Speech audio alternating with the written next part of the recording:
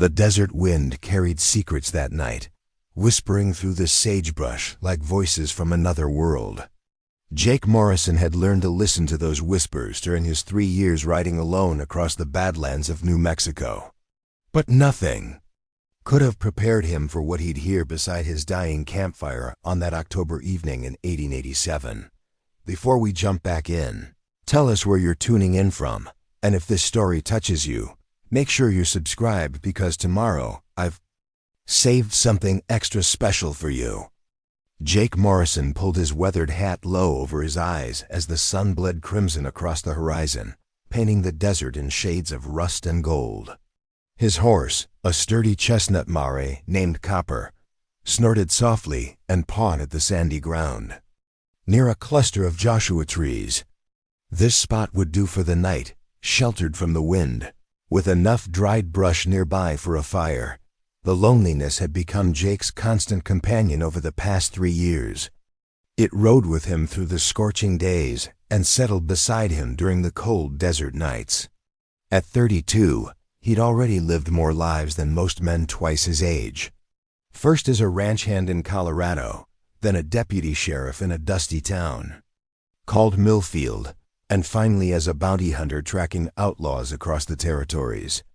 Each life had ended the same way, with betrayal, violence, or simply the restless need to keep moving. Tonight felt different, though. An electric tension hung in the air, the kind that made Copper's ears twitch and her nostrils flare with nervous energy. Jake had learned to trust his instincts out here, and every instinct screamed that something was coming. He gathered kindling methodically, his calloused hands working with practiced efficiency. The ritual of building a fire had become sacred to him, the careful arrangement of tinder, the patient coaxing of flame from spark, the gradual feeding of larger wood until the fire could sustain itself. It was one of the few things in his life that he could control completely. As darkness claimed the desert, Jake sat cross-legged beside his fire, nursing a tin cup of bitter coffee. The flames danced hypnotically, casting long shadows that seemed to move with purpose. He'd eaten his simple meal of hardtack and jerky in silence, washing it down with water from his nearly empty canteen. Tomorrow he'd have to find the creek that his map promised lay somewhere to the east. The coyotes began their nightly chorus, their haunting calls echoing across the vast emptiness. Jake had grown to appreciate their company over the years. They were survivors, like him, adapted to a harsh world that showed no mercy to the weak or unprepared. Their songs reminded him that even in the most desolate places, life found a way to endure. Copper suddenly lifted her head, ears pricked forward. Jake's hand instinctively moved to the Colt .45 at his hip. In the 3 years since he'd taken up the bounty hunter's trade, he'd learned that unexpected visitors in the desert rarely brought good news. His last encounter with strangers had left him with a scar across his left shoulder blade and a healthy respect for the treachery of desperate men. The fire crackled and popped, sending sparks spiraling into the star-filled sky. Jake strained his ears, listening for whatever had caught Copper's attention. The desert at night was full of sounds, the rustle of small creatures in the brush, the distant hoot of an owl, the whisper of wind through stone formations. But there was something else now, something that didn't belong. Footsteps. Soft, hesitant, but unmistakably human. Jake's muscles tensed as he peered into the darkness beyond the fire's glow. The steps were too light to belong to a man, and they carried an odd rhythm, as if the person was struggling to maintain balance. "Hello?" he called out, his voice carrying across the stillness. "This is a peaceful camp. State your business." The footsteps stopped.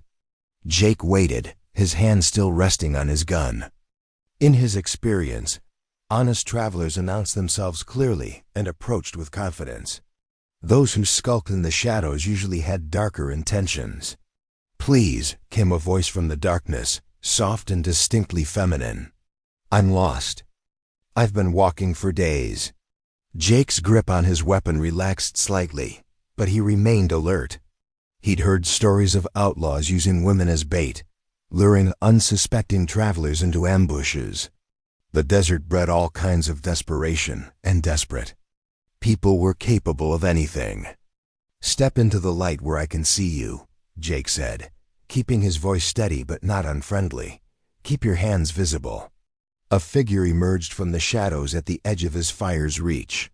She was young, maybe 25, with long dark hair that hung in tangled waves around her shoulders. Her dress, once white, was now stained with dust and torn at the hem. She moved with the unsteady gait of someone pushed beyond exhaustion, but it was her eyes that caught Jake's attention. Even in the flickering firelight, he could see they held a strange intensity, as if she were seeing things that existed beyond the physical world around them. They were the eyes of someone who had witnessed something extraordinary or terrible. Or both. "My name is Elena Whitmore," she said, her voice barely above a whisper. "I was traveling with a wagon train from Santa Fe to California. We were attacked 3 days ago. I managed to escape, but I've been wandering ever since." Jake studied her carefully. Her story was plausible. Wagon train attacks were common enough in this part of the territory. But something about her manner unsettled him. She stood perfectly still, despite claiming to be exhausted, and her eyes never left his face. "There's water in my canteen," Jake said, gesturing toward his supplies, "and some food if you're hungry. But first, tell me about this attack. What happened to the others?" Elena moved closer to the fire, her movements graceful despite her claimed ordeal. "They came at dawn," she said, settling herself on a fallen log across from Jake. "Masked men, maybe a dozen of them. They wanted our cargo. We were carrying silver from the mines near Santa Fe. The guards tried to fight, but..." She trailed off, staring into the flames. Jake waited, but she didn't continue. "What about the other passengers?" he prompted. "Dead," she said simply. "All of them. I hid under one of the wagons during the fighting. When it was over, I waited until they left. Then I started walking. I've been following the North Star, hoping to find a town or another wagon train." Jake nodded slowly. The story held together, but something still felt off. He'd seen survivors of Indian attacks and bandit raids before, and they all carried a certain broken quality, a shell-shocked look that spoke of witnessed horrors. Elena seemed composed, almost serene despite her claimed trauma. "You're lucky to be alive," he said carefully. "This desert doesn't forgive mistakes. How did you survive 3 days without water?"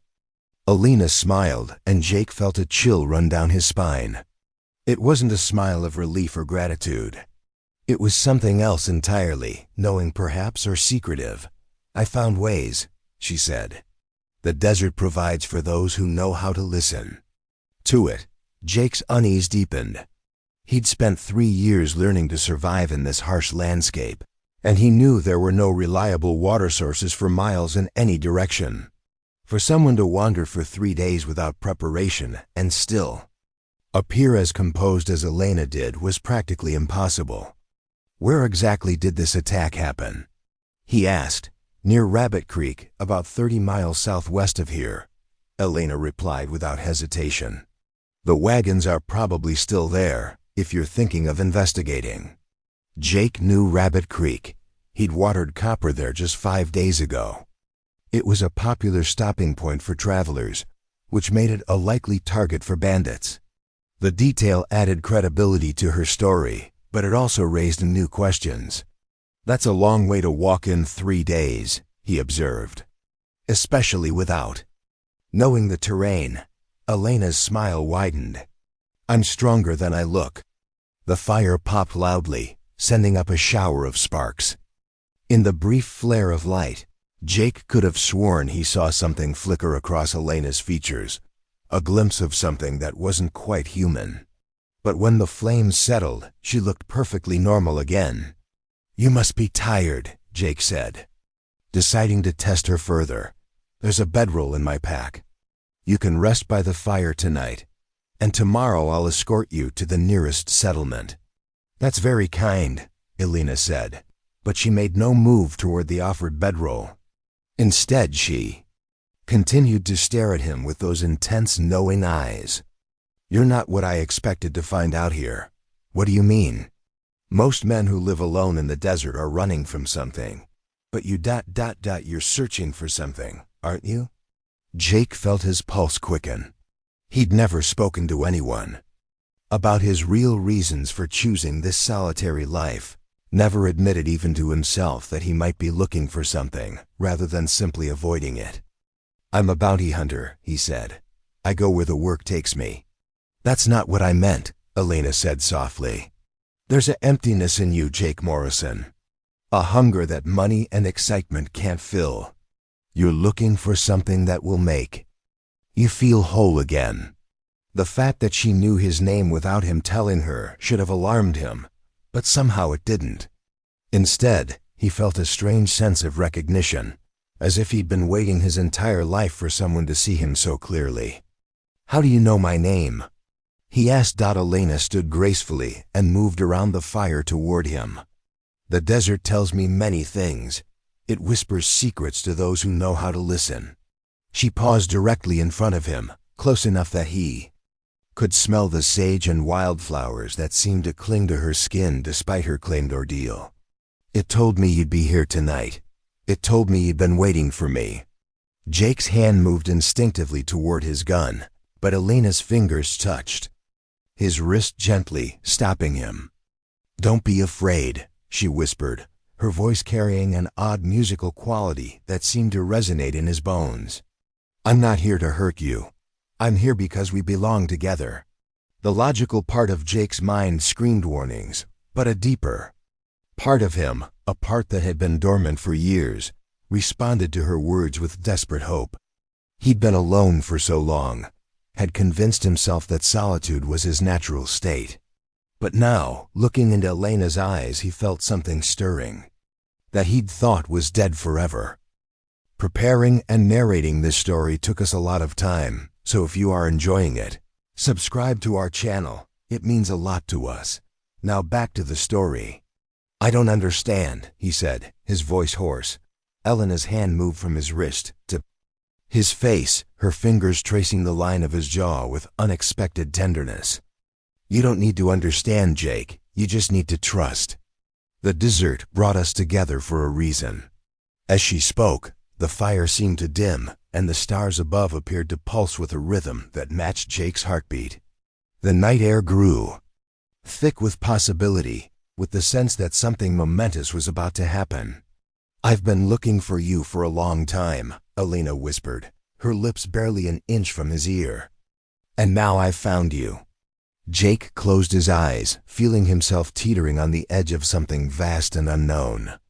Every instinct told him to pull away, to maintain the careful distance he'd kept from all human connection for the past 3 years. But a deeper need, one that had been growing stronger with each lonely night, urged him forward. When he opened his eyes, Elena was watching him with an expression of infinite patience and understanding. "I'm yours now," she whispered, and the words seemed to echo across the desert like a promise or a prophecy. Jake's world tilted as Elena's words hung in the desert air. The rational part of his mind cataloged every reason he should be suspicious. Her convenient appearance, her knowledge of his name, her impossible survival story. But something deeper, something that had been locked away since childhood, responded to her presence like a flower opening to sunlight. "What do you mean you're mine?" he asked, his voice barely audible above the crackling fire. Elena's smile held secrets older than the desert itself. "Some bonds transcend understanding, Jake. They exist in the spaces between heartbeats, in the silence between words."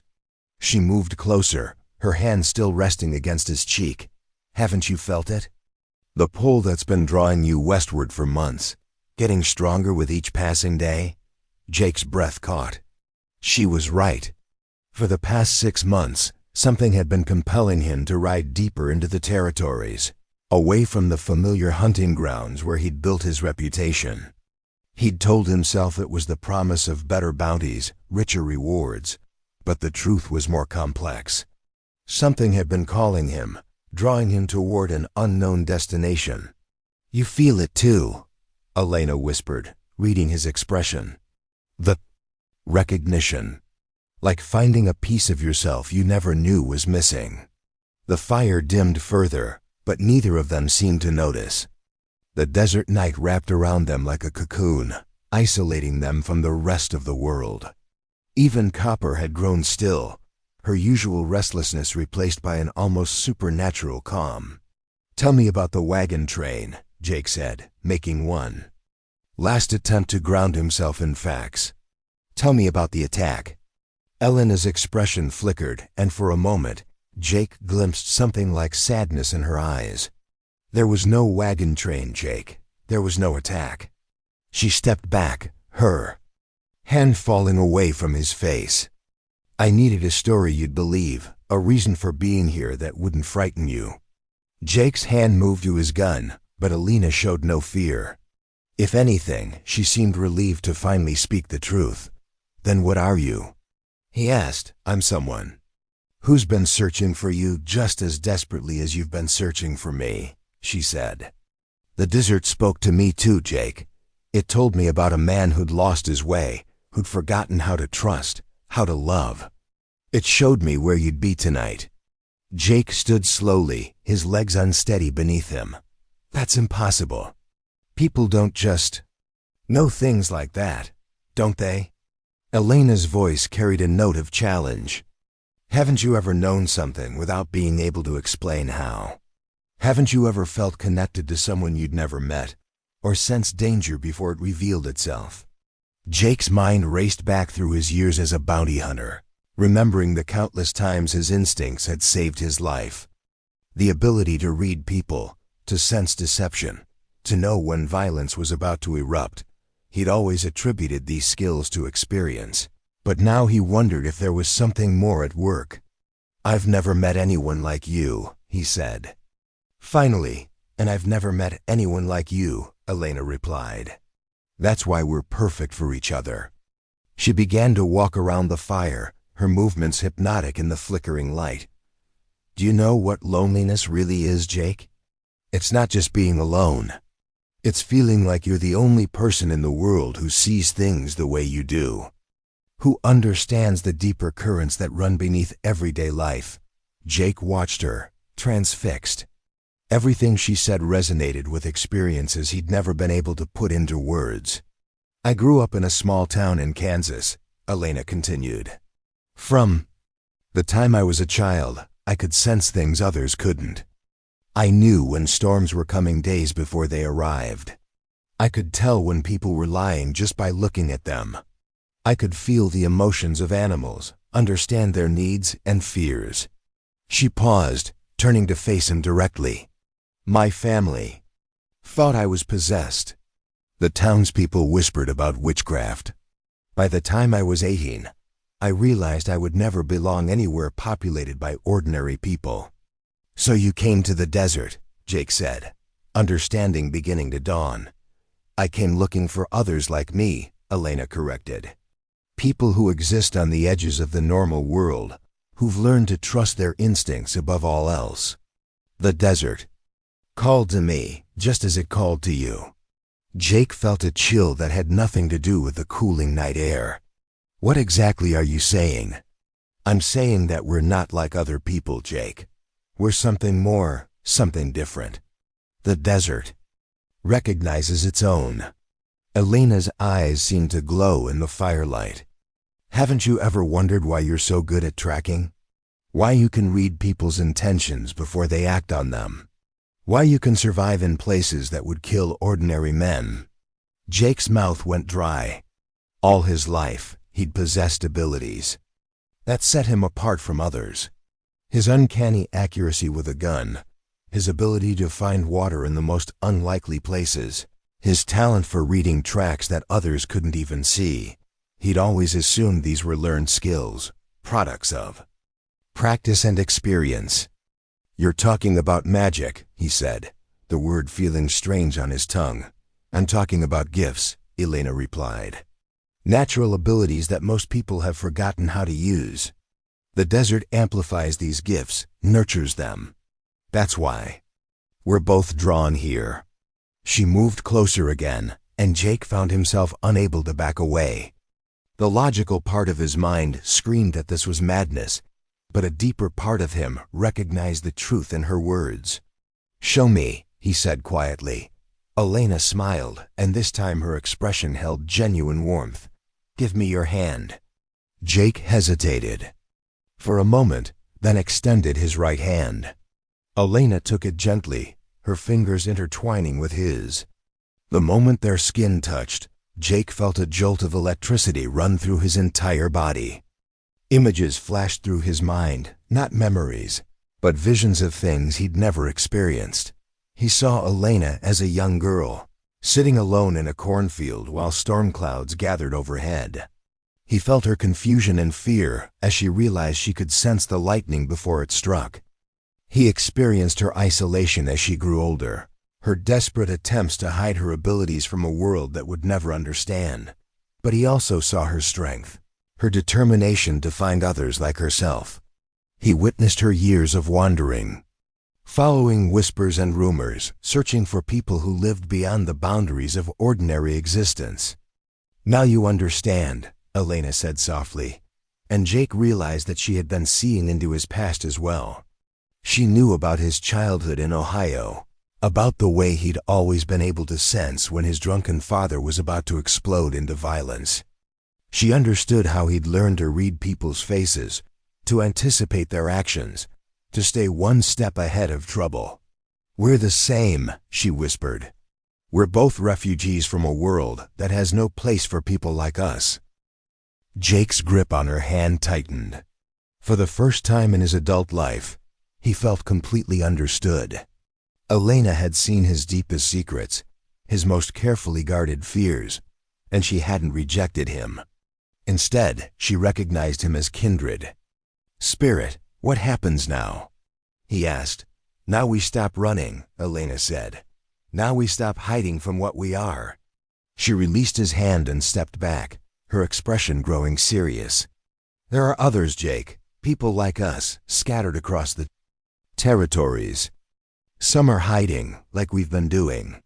Others have embraced their gifts and learned to use them. There's a place where we can go, a settlement where people like us can live openly." Jake's heart began to race. Where? 3 days' ride to the northwest, in the shadow of the Sangre de Cristo Mountains. It's called Haven, and it's home to people who've left the ordinary world behind. The name stirred something in Jake's memory. Over the years, he'd heard whispers about a mysterious settlement in the high country, a place where outlaws and outcasts gathered. Most people dismissed it as legend, but Jake had always sensed there was more to the stories than simple folklore. "You want me to come with you," he said. "I want us to go together," Elena corrected. "As partners, as equals. The desert brought us together for a reason, Jake. We're stronger together than we ever were apart." Jake looked around at his simple camp, at the life he'd built for himself in solitude. It was a hard life, but it was his own. He'd learned to survive on his own terms, to trust no one but himself. The idea of giving up that independence, of joining his fate to another person's, terrified him, but it also excited him in ways he hadn't felt in years. "How do I know I can trust you?" he asked. Elena's expression grew sad. "You don't. Trust is something that can only be earned over time. But I can tell you this. I've been searching for you for 3 years, Jake Morrison. I've followed every lead, pursued every rumor, traveled thousands of miles. I didn't do all of that just to betray you." "Why me?" Jake asked. "If there are others like us, why search specifically for me?" Elena was quiet for a long moment, staring into the dying fire. When she spoke, her voice carried a weight that made Jake's chest tighten. "Because you're the one I've been dreaming about since I was 16 years old," she said. The same face, the same voice, the same wounded eyes. "At first, I thought they were just dreams, but they came every night for years. They showed me where you'd be, what you'd be doing, how you'd be feeling. They told me that when I finally found you, everything would change. Jake felt the world shift around him. The idea that someone could dream about him, could know him before they'd ever met, challenged everything he thought he understood about reality. "That's impossible," he said weakly. "Is it?" Elena asked. "Is it any more impossible than knowing when someone's lying just by looking at them? Is it stranger than being able to track a man across solid rock, or shoot a target in complete darkness?" Jake had no answer. His entire life had been built on impossibilities, on abilities that defied logical explanation. Why should Elena's claims be any different? "I need time to think," he said finally. "Of course you do," Elena replied. "This is a big decision." "But Jake..." She moved closer one more time, her hand coming to rest over his heart. "Don't think too long. The desert is patient, but it's also dangerous. There are others searching for people like us, and they don't have our best interests at heart." "What do you mean?" Elena's expression darkened. "There are those who would use our gifts for their own purposes. People who see us as tools to be exploited rather than individuals to be respected. The longer we stay isolated, the more vulnerable we become." Jake felt a chill of recognition. Over the past year, he'd noticed an increase in strange encounters, people who seemed to know more about him than they should, who appeared in unlikely places with convenient stories. He'd attributed these meetings to coincidence, but now he wondered if there was a more sinister explanation. "You're saying we're being hunted," he said. "I'm saying we're being watched," Elena corrected. "And eventually, watchers become hunters. That's why places like Haven exist, to provide sanctuary for people like us." The fire crackled and popped, sending up a shower of sparks that danced against the star-filled sky. Jake felt as if he were standing at the edge of a vast chasm, with Elena offering him a rope to cross. The question was whether he had the courage to take it. "If I come with you," he said slowly, "what happens to the man I've been? What happens to Jake Morrison, bounty hunter?" Elena's smile held infinite gentleness. "He becomes Jake Morrison, free man. He stops hiding from his gifts and starts using them to help others like himself. He finds a place where he belongs, where his abilities are celebrated rather than feared." She paused, her hand still resting over his heart. "He finds out what it means to be truly alive." Jake closed his eyes, feeling the weight of the decision pressing down on him. Every instinct he developed over 3 years of solitary survival told him to be cautious, to protect himself, to trust no one. But a deeper instinct, one that had been dormant for most of his life, whispered that Elena was offering him something he'd been seeking without knowing it. When he opened his eyes, Elena was watching him with patient understanding. "I'll come with you," he said, the words feeling both terrifying and liberating. "But I need your word that you'll tell me the truth from now on. No more stories, no more deceptions." "You have my word," Elena said solemnly.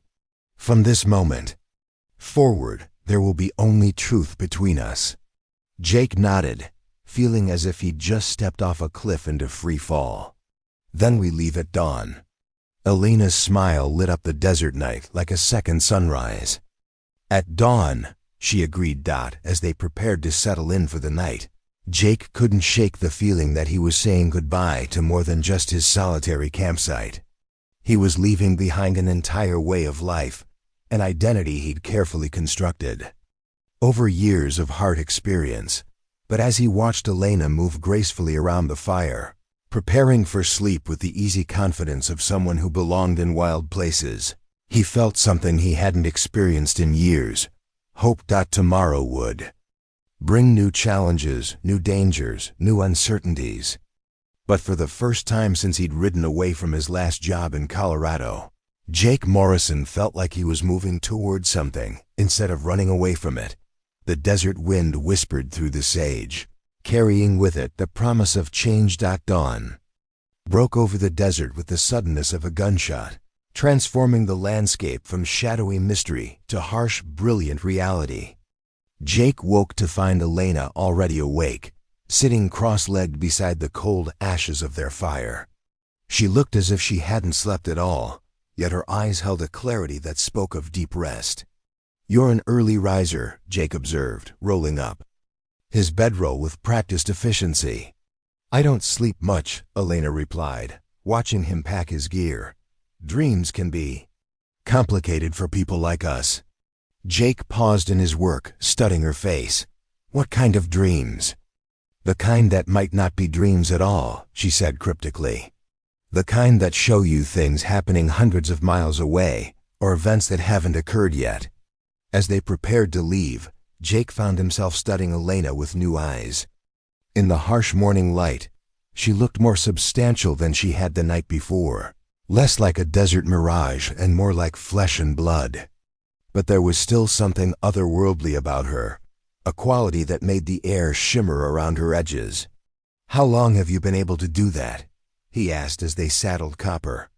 "See things that aren't there?" "Since I was 12, Elena said, running her hand along Copper's neck. The Mare, who usually shied away from strangers, nuzzled against Elena's palm with obvious affection. "The first time, I saw my grandmother's death 3 days before it happened. I tried to warn my family, but they thought I was having nightmares." Jake secured his pack behind Copper's saddle, considering Elena's words. "Did she die the way you saw it?" "Exactly the way I saw it," Elena confirmed. "Down to the color of the dress she was wearing and the last words she spoke." They mounted up, Elena settling behind Jake on Copper's broad back. The Mari accepted the extra weight without complaint, as if she'd been carrying 2 riders all her life. "Which direction?" Jake asked, though he already knew the answer. Something deep in his chest was pulling him northwest, toward the mountains that rose like purple shadows on the horizon. "Follow your instincts," Elena said, her arms circling his waist. "They'll guide us better than any map." As they rode, the desert began to change around them. The flat, sandy terrain gave way to rocky outcroppings and sparse vegetation.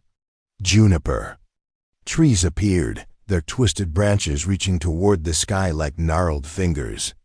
The air grew cooler, carrying hints of pine and snow from the distant peaks. "Tell me about Haven," Jake said over his shoulder. "What's it really like?" Elena was quiet for a moment, her grip tightening slightly around his waist. "It's unlike anywhere else in the world," she said finally. "Imagine a place where you don't have to hide what you are, where your gifts are seen as blessings rather than curses, where people understand that there's more to existence than what ordinary eyes can see." "Sounds too good to be true," Jake replied, though he found himself wanting to believe her. "It has its challenges," Elena admitted. "When you put people with extraordinary abilities together, the results can be ... intense. There are politics, rivalries, conflicts just like anywhere else. But the difference is that everyone there understands what it means to be different, to see the world in ways that others can't." They rode in comfortable silence for a while, the rhythm of Copper's hooves creating a steady beat against the desert floor. Jake found himself hyper-aware of Elena's presence behind him, the warmth of her body, the way she moved with the horse's gait as if she'd been riding all her life. "Can I ask you something?" Jake said eventually. "Anything. Last night when you touched my hand, I saw things. Pieces of your past, your memories. Was that real?" Elena's laugh was soft and musical. "As real as anything else in this world. It's called sharing, and it's one of the first gifts that manifests in people like us, the ability to connect with others on a level that goes beyond words." "Can you do it now? Read my thoughts?" "I could," Elena said, "but I won't. Sharing requires consent from both people. What happened last night was different. You opened yourself to me, and I opened myself to you. It was a choice we both made, consciously or not." Jake considered this, remembering the moment when Elena had taken his hand. He'd felt no intrusion, no violation of his privacy. Instead, there had been a sense of invitation, of being welcomed into a deeper level of connection than he'd ever experienced. "Are there others who can do that?" he asked. "Some," Elena replied. "Each person's gifts are unique, shaped by their experiences and their nature. Some people can influence emotions, others can sense danger before it manifests. I've met a woman who can communicate with animals, and a man who can find lost objects by holding something that belonged to their owner." Jake's pulse quickened. "What about you? What else can you do?" Elena hesitated, and Jake sensed that he was approaching dangerous territory. "I can see the connections between people," she said carefully. "The invisible threads that bind us together or pull us apart. I can sense when someone is meant to be in my life, or when they're a threat to be avoided. Is that how you found me?" "Partly," Elena admitted. "Your thread has been glowing in my vision for years, getting brighter as we got closer to each other. Last night, it was so bright I could have found you with my eyes closed." Jake felt a chill run down his spine. The idea that he'd been visible to Elena's supernatural sight for years, that she'd been tracking him across the territories like a beacon, was both flattering and terrifying. "What do you see when you look at me now?" he asked. Elena was quiet for so long that Jake began to wonder if she'd heard him. When she finally spoke, her voice was barely above a whisper. "I see someone who's been running from his destiny for so long that he's forgotten what it feels like to move towards something instead of away from it," she said. "I see strength that's been hardened by loneliness and gentleness that's been buried under years of self-protection." She paused, her arms tightening around his waist. "But mostly, I see someone who's been waiting his whole life for permission to be himself." Jake felt his throat tighten. Elena's words cut straight to the heart of truths he'd never acknowledged, even to himself. For as long as he could remember, he'd been shape-shifting, adapting himself to what others expected or feared, never allowing his true nature to surface. "And what about you?" he asked. "What do you see when you look at yourself?" Elena's laugh held a note of sadness. "I see someone who's been searching for home for so long that she's forgotten what it feels like to belong somewhere." They created a low hill, and Jake pulled Copper to a halt. Spread out below them was a valley he'd never seen before, despite having ridden these territories for 3 years. Ancient cottonwoods lined a creek that sparkled in the morning sun, and the grass grew thick and green despite the desert climate. "This place," Jake said, his voice filled with wonder. "It's not on any map." "Places like this rarely are," Elena replied. "They exist in the spaces between the ordinary world and the world of possibilities. People like us can find them, but they remain hidden from others." As they rode down into the valley, Jake noticed other signs that this was no ordinary place. The trees grew in perfect spirals, their branches forming geometric patterns that seemed to shift and change as he watched. The creek ran uphill in places, defying gravity with casual indifference. And the air itself seemed to shimmer with energy that made his skin tingle. "We're not in Kansas anymore," Jake muttered. "No," Elena agreed, "we're not. We're in the borderlands now, the spaces where the normal rules don't apply. Haven is still 2 days away, but we're already entering its sphere of influence."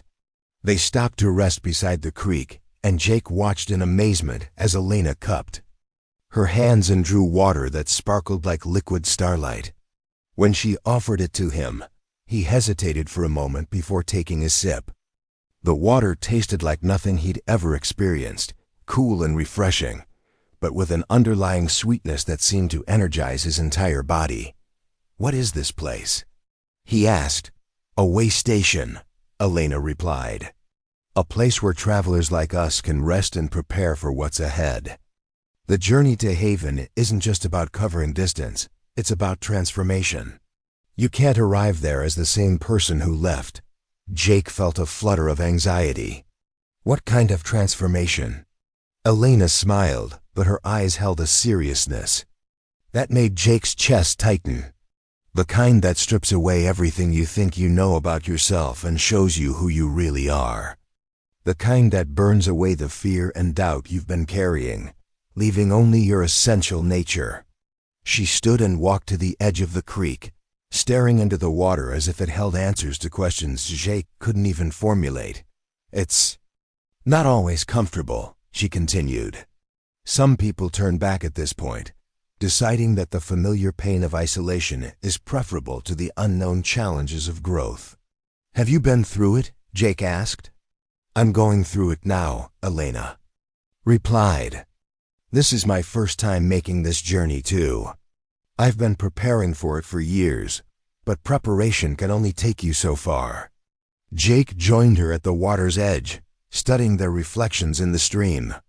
His own image looked the same as always. Weathered face, suspicious eyes, the careful posture of someone always ready for trouble. But Elena's reflection seemed to shimmer and shift, as if the water couldn't quite capture her true appearance. "What happens if I decide this is too much?" he asked. "If I want to turn back?" Elena turned to face him, her expression compassionate but firm. "Then you turn back," she said simply. "No one is forcing you to continue this journey, Jake. The choice has to be yours, made freely and without coercion. But you'll spend the rest of your life wondering what might have been. You'll go back to your solitary existence, always feeling like something is missing, always sensing that there's more to life than what you're experiencing." Jake nodded slowly, understanding the weight of the decision before him. For 3 years, he'd built a life based on careful control, on minimizing risk and avoiding emotional entanglements. The idea of deliberately walking into the unknown, of opening himself up to possibilities he couldn't predict or control, went against every survival instinct he'd developed. But as he looked around the impossible valley, at the spiraling trees, and the gravity-defying creek, he felt something stirring inside him that he'd thought was long dead. It was curiosity wonder, the same feeling he'd had as a child when he'd first discovered he could sense things others couldn't. "I want to see it," he said finally. "I want to see what's possible." Elena's smile was like sunrise breaking over. "The mountains, then we continue." They spent the rest of the day exploring the valley, marveling at its wonders. Jake discovered that his tracking abilities were enhanced here. He could see the footprints of animals that had passed through weeks ago, could sense the emotional states of creatures that had drunk from the creek. Elena showed him flowers that bloomed in response to her touch, and rocks that hummed with harmonious frequencies when struck in the right sequence. As evening approached, they made camp beside the creek, building a fire from wood that burned with flames of different colors. Jake prepared their simple meal while Elena gathered herbs that she claimed would help them sleep peacefully despite the magical energies surrounding them. "Tomorrow we'll reach the foothills," Elena said as they settled down for the night. "From there, it's one more day to Haven. Are you ready?"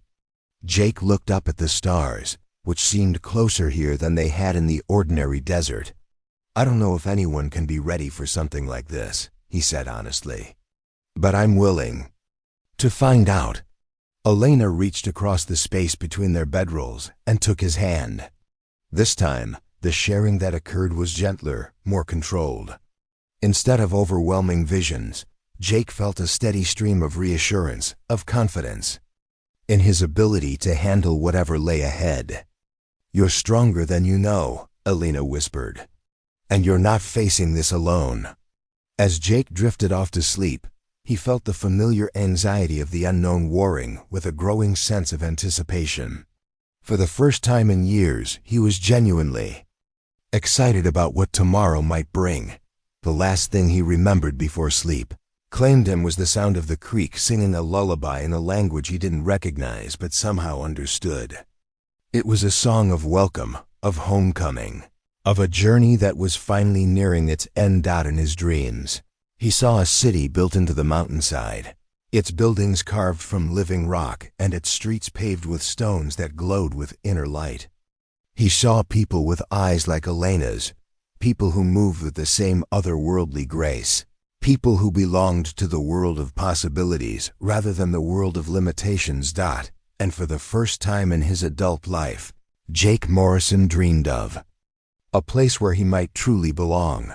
The morning mist clung to the valley floor like ghostly fingers, reluctant to release its hold on the magical oasis. Jake woke to the sound of Copper snorting nervously, her ears pinned back and nostrils flaring at something he couldn't yet perceive. Elena was already on her feet, her body tense with alertness as she scanned the tree line. "What is it?" Jake asked, his hand instinctively moving to his gun as he rolled out of his blankets. "We're being watched," Elena whispered, her voice barely audible above the creek's gentle murmur. "Someone followed us into the valley." Jake's senses sharpened immediately, drawing on years of bounty hunting experience. But here, in this place where normal rules didn't apply, his abilities felt amplified. He could sense a presence lurking beyond the spiral trees, something that radiated malevolence like heat from a forge. "How many?" he asked, moving to calm Copper while keeping his eyes on the shadows. "3, maybe 4, Elena replied. "But they're not ordinary men, Jake. They carry darkness with them, the kind that corrupts everything it touches." As if summoned by her words, figures emerged from the mist at the valley's edge. They moved with predatory grace, their faces hidden beneath wide-brimmed hats that cast shadows deeper than the morning light should have allowed. Jake felt his blood turn to ice as he recognized the type of men they were dealing with. Not simple bounty hunters or bandits, but something far more dangerous. "Shadow Riders," Elena breathed, confirming his worst fears. "I'd hoped we'd have more time before they found us." "What are Shadow Riders?" Jake asked, though part of him already knew he didn't want the answer. "Men who've sold their souls for power," Elena explained, her voice tight with controlled fear. "They hunt people like us, capturing those with gifts to sell to the highest bidder. Or worse, they drain our abilities for themselves." The lead figure stepped forward, his boot heels clicking against the stones with an unnatural echo. When he spoke, his voice carried the weight of winter frost and dead leaves. "Elena Whitmore," the man said, his tone suggesting familiarity. "You've led us quite a chase across the territories, but the hunt ends here." Jake positioned himself between Elena and the approaching riders, his gun already in his hand, though he hadn't remembered drawing it. "The lady's under my protection," he said, his voice steady despite the supernatural dread clawing at his chest. The Shadow Rider laughed, a sound like wind through cemetery gates. "Jake Morrison, the famous bounty hunter. We've been watching you for months, waiting for you to lead us to more valuable prey." He gestured toward Elena. "She's worth a considerable sum to the right collector." "What do you want with her?" Jake demanded. "Her gifts are rare," another rider spoke up, moving to flank them. "The ability to see connections, to track the gifted. Across vast distances, there are those who would pay handsomely for such talents." Elena stepped closer to Jake, her hand finding his free arm. Through their touch, he felt her fear, but also her determination. "They can't take what I won't give," she said defiantly. "My abilities aren't for sale." "Oh, but they are," the lead rider replied, pulling back his hat to reveal a face that looked like it had been carved from shadow and malice. Where his eyes should have been, dark voids seemed to drink in the morning light. "There are ways to extract gifts from their owners, methods that don't require consent." Jake felt rage building in his chest, hot and fierce. These creatures threatened not just Elena, but everything she represented, the possibility of belonging, of finding others like himself, of finally understanding his place in the world. "You'll have to go through me first," Jake said, raising his gun. The Shadow Rider's void eyes fixed on him with amusement. "Bullets won't stop us, bounty hunter. We're beyond such mundane concerns." "Maybe," Jake said, feeling something stirring deep within him, a power he'd never consciously accessed before. "But I'm not firing ordinary bullets." Without fully understanding what he was doing, Jake felt his will flow into the weapon, charging each bullet with intention and purpose. The gun grew warm in his hand, humming with energy that made his palm tingle. "Impossible," the Shadow Rider hissed, taking an involuntary step backward. "You're untrained, undisciplined. You can't channel that kind of power." "Apparently I can," Jake replied, though he was as surprised as anyone by what was happening. Elena's grip on his arm tightened, and he felt her strength flowing into him, amplifying his natural abilities. "Together," she whispered. "We're stronger together." The Shadow Riders spread out, circling them like wolves around cornered prey. Jake counted 4 of them now, each radiating the same unnatural darkness. But instead of feeling overwhelmed, he felt oddly calm. For the first time in his life, he wasn't facing danger alone. "You cannot escape," the lead rider declared. "This valley is isolated, cut off from any help. Surrender the woman, and we might allow you to live." "Counteroffer," Jake said, his voice carrying a confidence he didn't know he possessed. "Turn around and leave, and I might not put holes in whatever passes for your souls." The Shadow Rider's laugh was cut short as Jake fired, the bullet leaving his gun like a miniature comet. It struck the creature center mass, and instead of passing harmlessly through shadow, it exploded in a burst of brilliant light. The rider screamed, a sound like tearing metal, and staggered backward with smoke rising from his chest. "Impossible!" Another rider snarled, drawing a weapon that looked like it had been forged from midnight itself. "He's just a mundane with basic tracking abilities." Elena stepped forward, her hands beginning to glow with soft silver light. "Jake Morrison is many things," she said, her voice ringing with power, "but mundane isn't one of them." The battle that followed defied everything Jake thought he knew about combat. The Shadow Riders moved like living darkness, appearing and disappearing in clouds of black mist. But Jake found that his enhanced senses could track them even when they seemed invisible, and his charged bullets struck home with devastating effect. Elena fought beside him with abilities he'd never imagined. She gestured at the spiral trees, and they responded by extending their branches to entangle the Shadow Riders. She called to the creek, and the water rose up in spiraling columns that seemed to burn the creatures wherever it touched them. But the Shadow Riders were experienced fighters, and they pressed their attack with relentless determination. One of them managed to get behind Jake, its clawed hand reaching for his throat.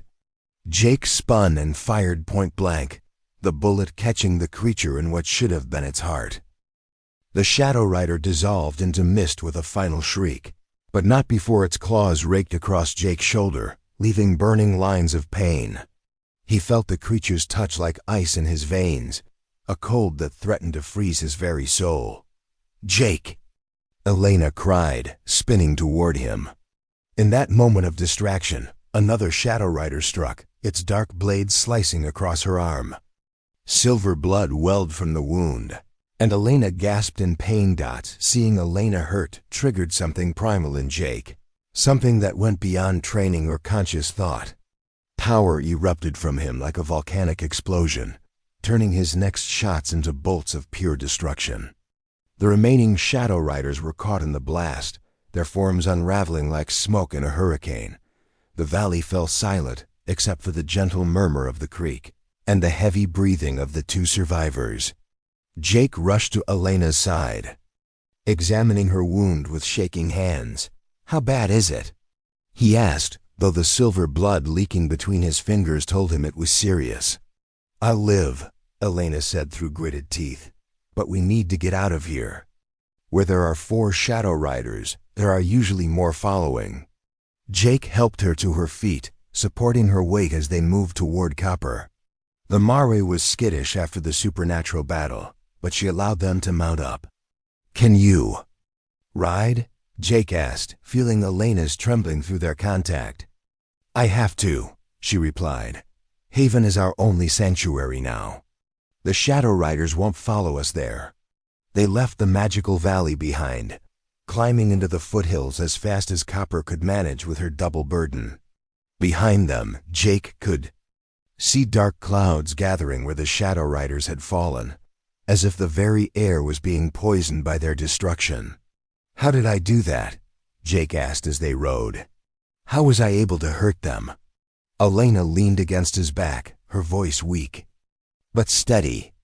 "Because you're not just gifted, Jake. You're a protector, a guardian.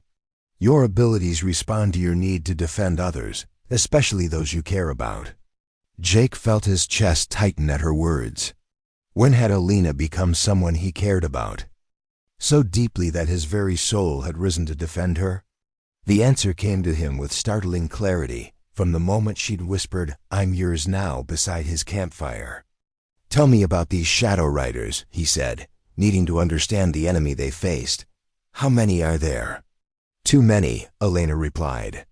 "They're servants of something called the Collector, a being that gathers gifted individuals like trophies.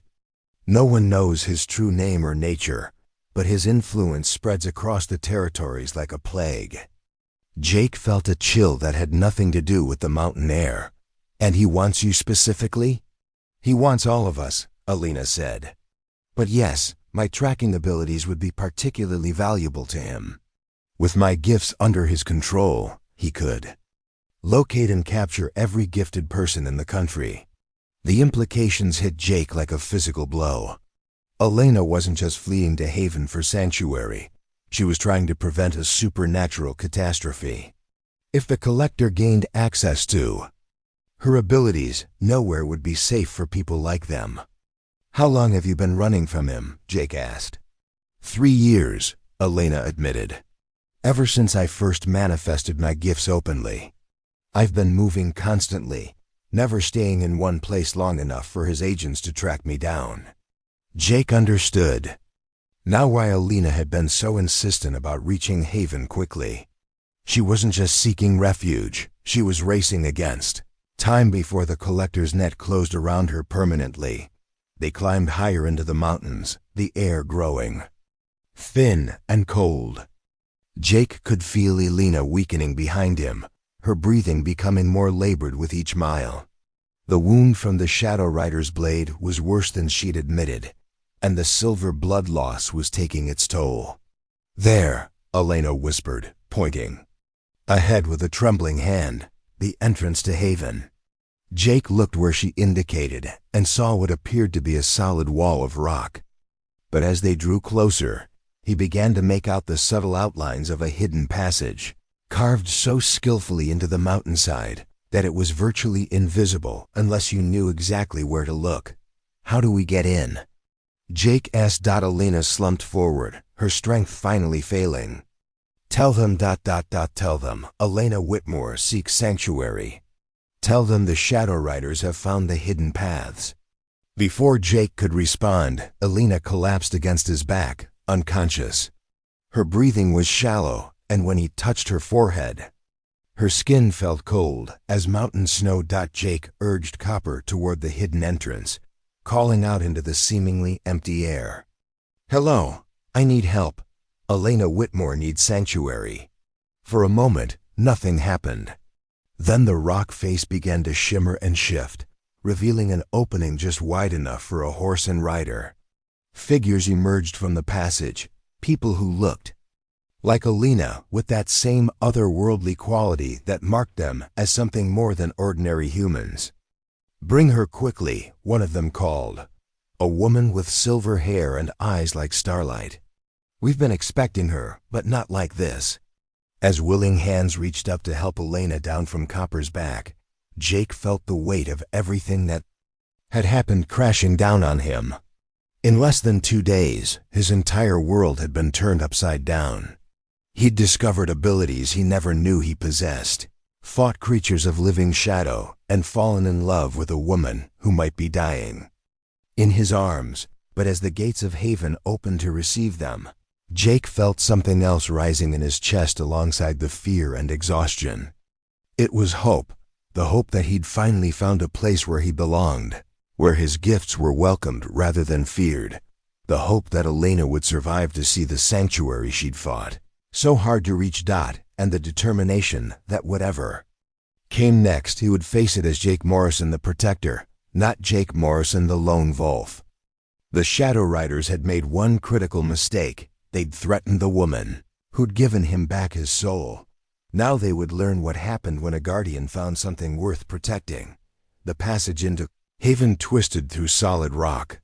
For what felt like miles, lit by crystals that pulsed with warm, amber light. Jake walked beside the stretcher carrying Elena, his boots echoing in the carved tunnel as their escorts moved with silent efficiency. The woman with silver hair who had met them at the entrance introduced herself as Lydia Blackthorne, Haven's healer and one of its founding members.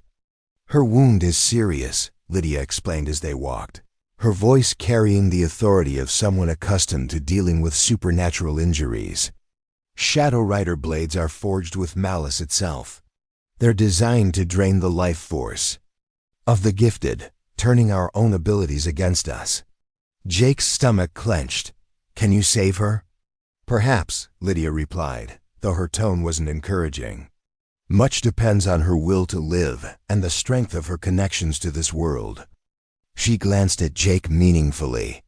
"The bonds we form with others can be powerful anchors during times of crisis." The tunnel opened into a vast cavern that took Jake's breath away. Haven wasn't built into the mountain, it was carved from it. A city of living stone that seemed to pulse with its own heartbeat.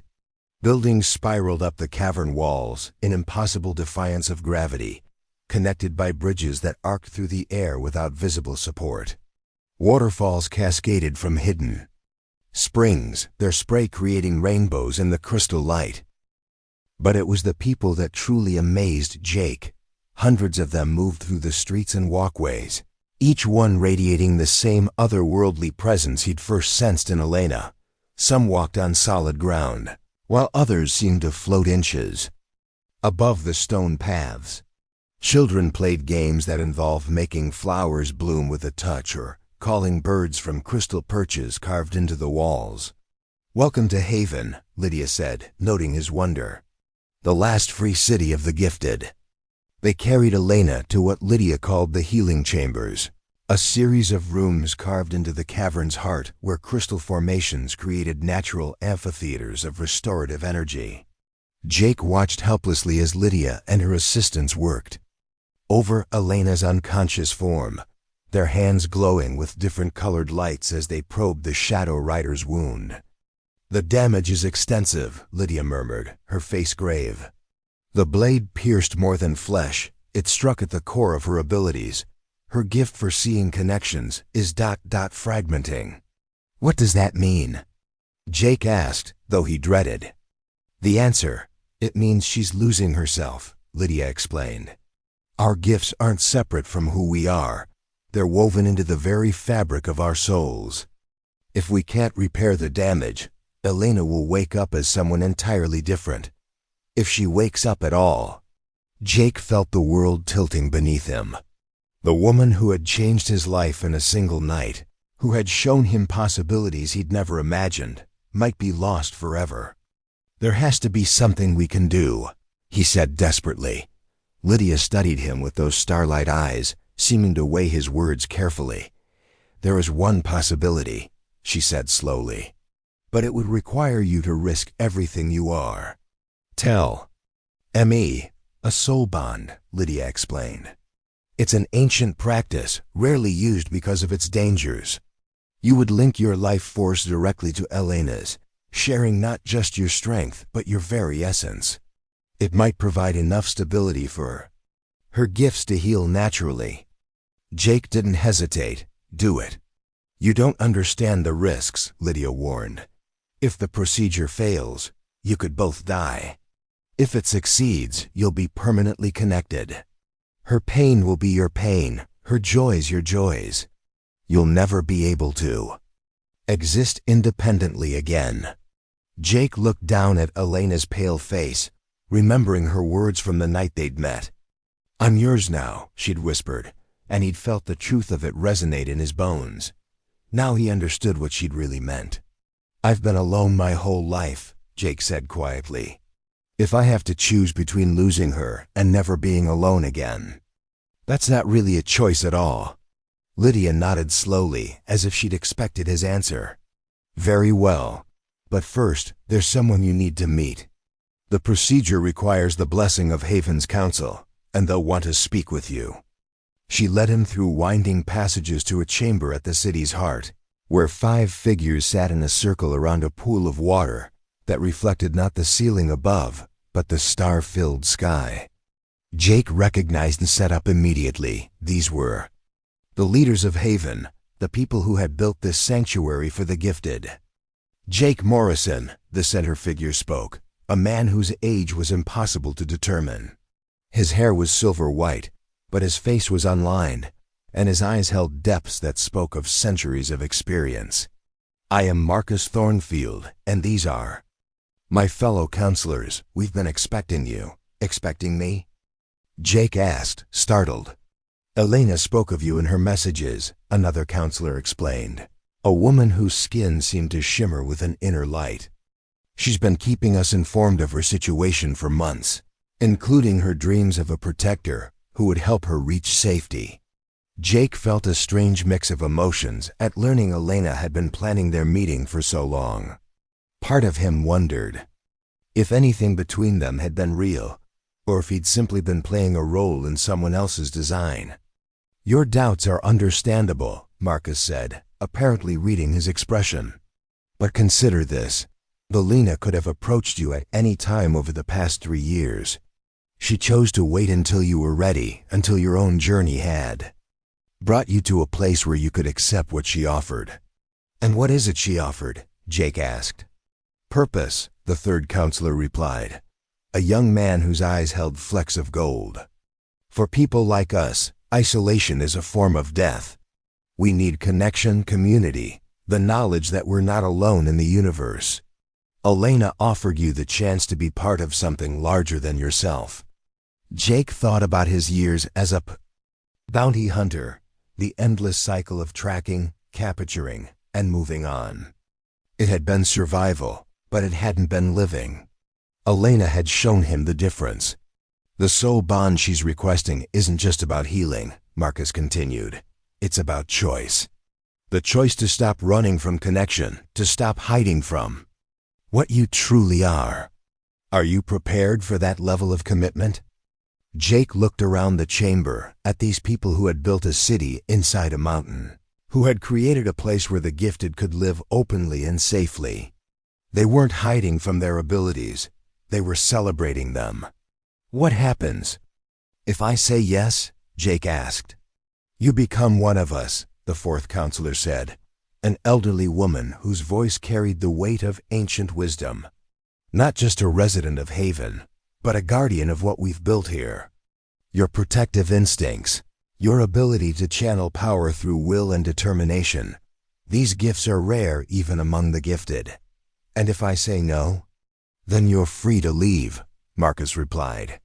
We'll do everything we can to save Elena through conventional means, though the chances are slim. You can return to your old life, and we'll ensure the Shadow Riders never trouble you again. Jake closed his eyes, feeling the weight of the decision. But when he opened them again, he found his answer hadn't changed. I want to save her, he said simply, whatever it takes. The counselors exchanged glances, and Jake sensed a communication passing between them that went beyond words. Very well, Marcus said finally. But understand that once the bond is formed, there's no undoing it. You'll be connected to Elena for the rest of your lives, sharing not just your strengths but your vulnerabilities. Are you certain this is what you want? Jake thought about the loneliness that had driven him into the desert, the years of carefully maintained isolation that had kept him safe but empty. Then he thought about Elena's smile when she'd told him they belonged together. The way she'd fought beside him against the Shadow Riders, the trust she'd shown by bringing him to Haven. I'm certain, he said. The ritual that followed was unlike anything Jake had ever experienced. They returned to the healing chambers, where Lydia had prepared a circle of crystals around Elena's still form.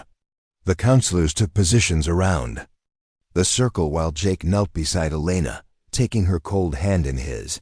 "The bond requires absolute honesty," Marcus explained. "You must open yourself completely, holding back nothing.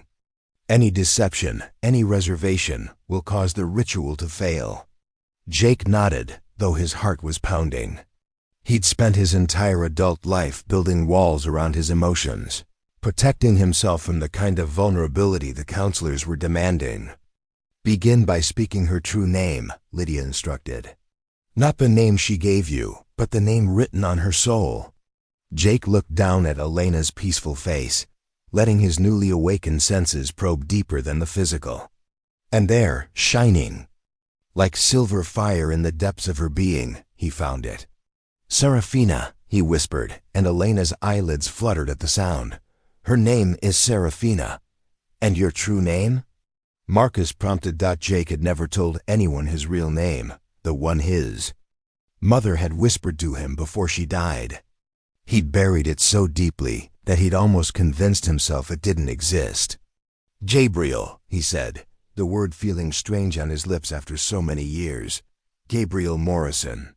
The crystals around them began to glow brighter, responding to the truth in his words.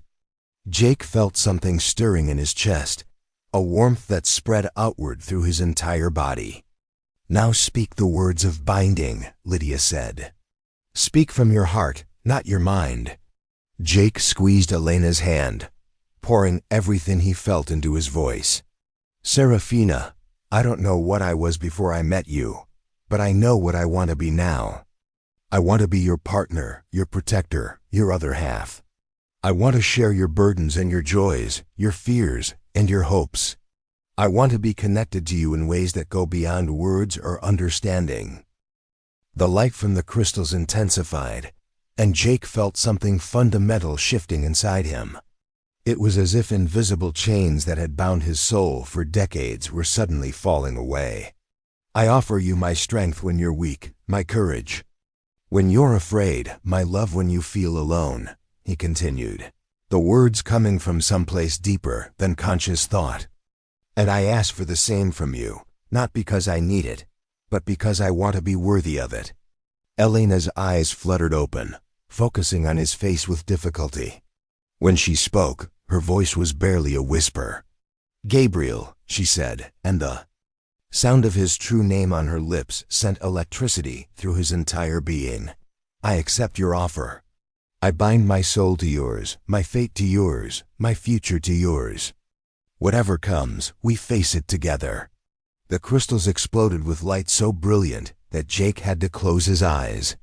He felt Elena's life force flowing into him, and his flowing into her, until he couldn't tell where one ended and the other began. Her memories became his memories, her pain his pain, her strength his strength. But more than that, he felt her love, not just for him, but for the possibility of what they could become together. It was overwhelming and terrifying and more wonderful than anything he'd ever experienced.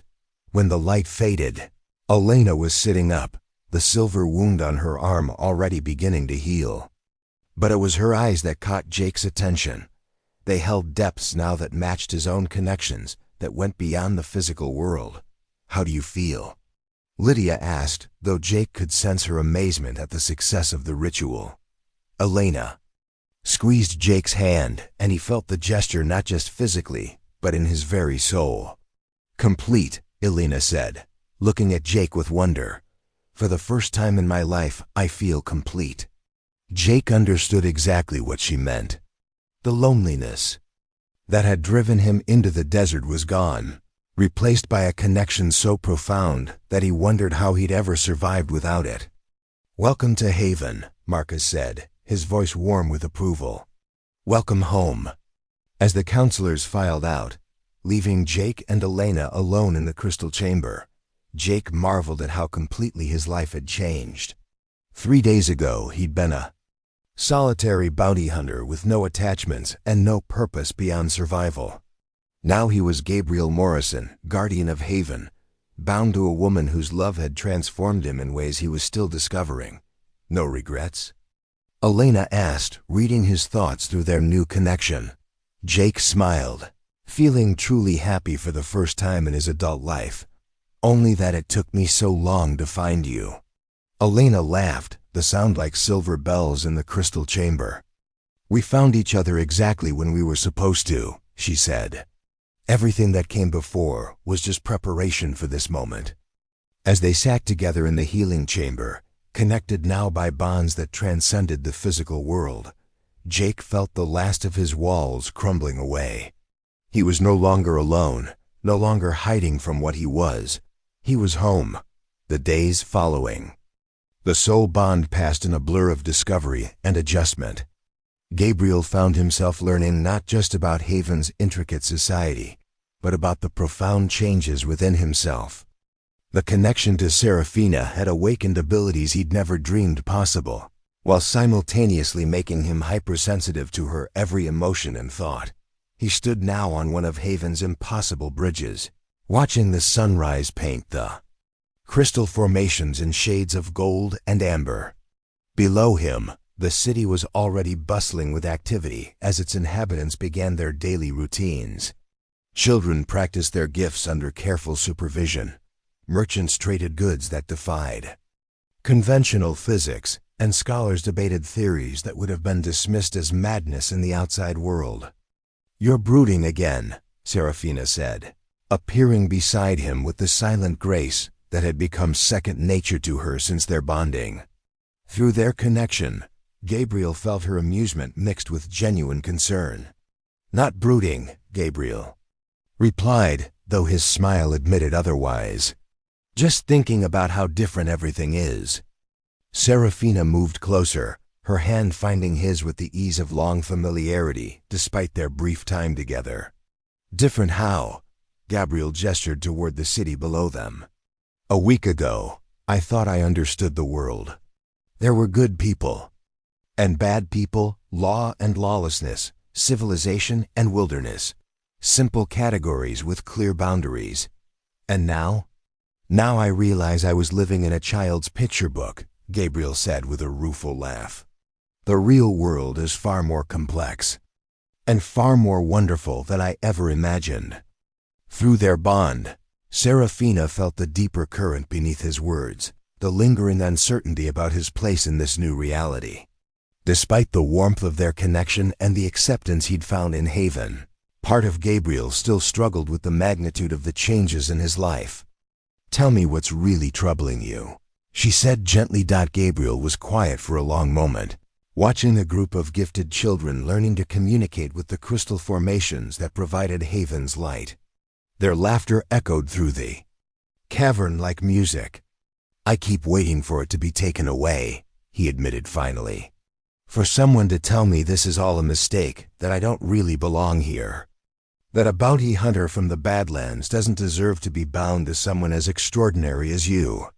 Serafina felt his pain as if it were her own, which in many ways it was.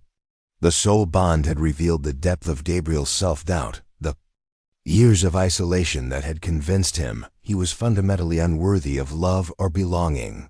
"You know that's not true," she said, turning to face him fully. "The bond wouldn't have worked if we weren't meant for each other. The crystals, the council, even the city itself recognizes you as one of us." "Intellectually, yes," Gabriel agreed, "but emotionally ... He trailed off, struggling to articulate feelings he'd spent decades suppressing. "Come with me," Serafina said, taking his hand and leading him away from the bridge. "There's something I want to show you." She guided him through Haven's winding streets to a section of the city he hadn't yet explored. Here, the buildings were older, carved with symbols that seemed to shift and change when viewed directly. The air itself felt thick with history and power. "This is the archive," Serafina explained as they approached a massive circular building at the district's heart. "It contains the collected history of our people, going back thousands of years."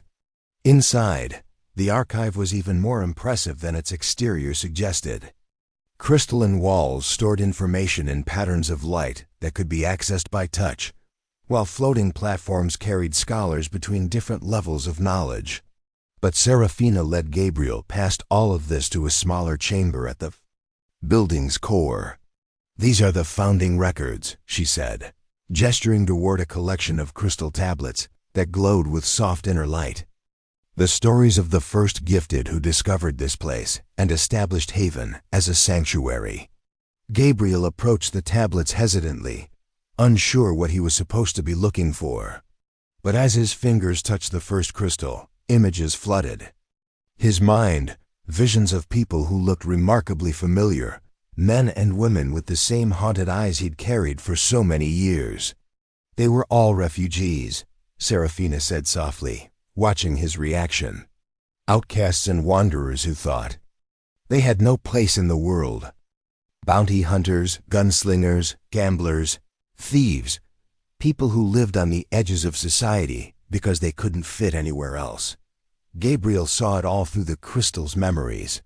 A gunslinger named Thomas Blackwood who could see death coming hours before it struck.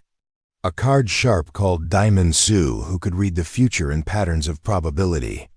A tracker named Iron Wolf who could follow trails that existed only in the spirit world. They built this place not for people who already knew they belonged somewhere, Serafina continued, but for people who had nowhere else to go. People like us. Gabriel released the crystal, his mind reeling from what he'd witnessed. "They were all like me?"